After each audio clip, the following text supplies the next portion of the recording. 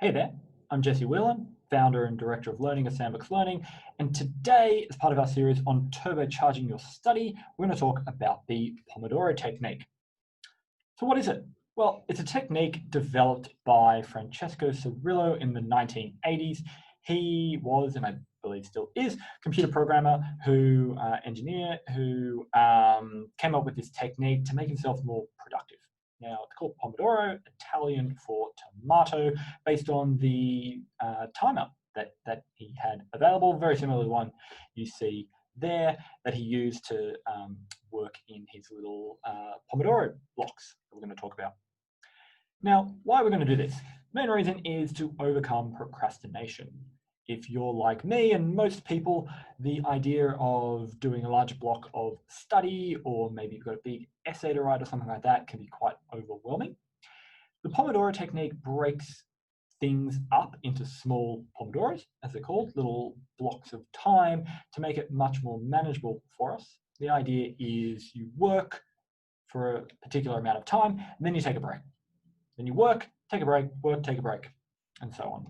That means you're actually getting a bunch of things done rather than thinking about this overwhelming kind of big amount of work that you need to do. Now, there are 5 easy steps.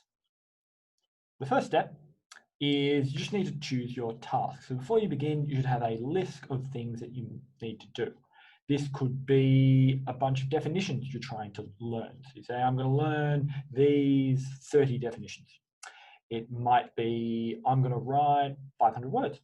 It might be, I'm going to answer these 20 math problems for homework. Whatever it is, you need a list of the tasks. So pick them. Second bit is this is where you set your timer. So you can have, there are many good apps, there are laptop widgets, you can just use a timer.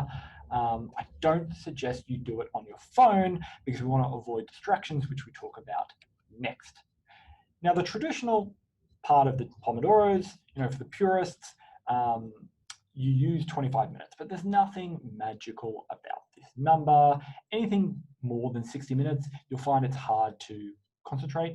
For me personally, I use 40 minutes. I find that works really well, but find a number that is good and manageable for you. Part 3, very easy. Just go work for that amount of time. No distractions. Put your phone away, get rid of your computer if you don't need it, notify anyone around you who's going to bug you that you're about to do a Pomodoro. Once you get started, you're not going to switch between other things, right? If your phone rings, stuff that, right? You're in the middle of the Pomodoro. When the timer goes off, great, you've finished your thing, then take a 5-minute break.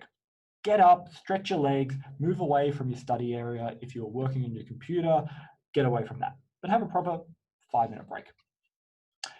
After 4 cycles, you then take a longer break, right? So you're going to do 4 of those 25-minute, 40-minute, 60-minute blocks with the break. And then after 4, you're going to take a longer break, potentially go for a walk, go have a meal. But after 4 of these, you get to do it.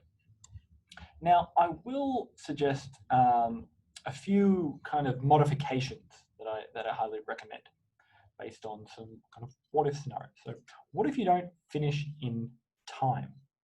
Well, my strong suggestion to you is just because the timer goes, you need to then finish what you had set. And this is part of our principle at Sandbox Learning of mastery learning. You need to move based on achievements, not based on time.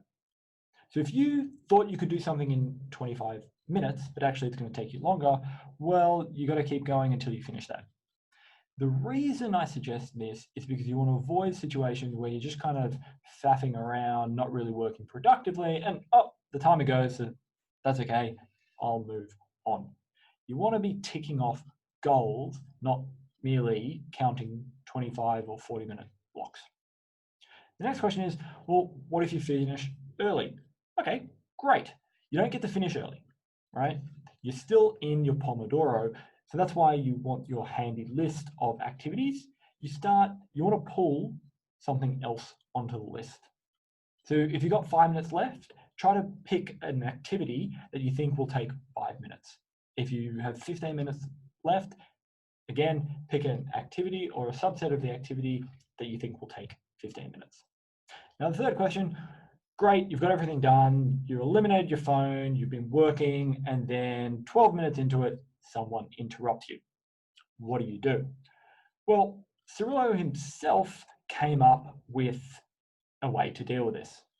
He called it inform, negotiate, and schedule, and I've added kind of the callback.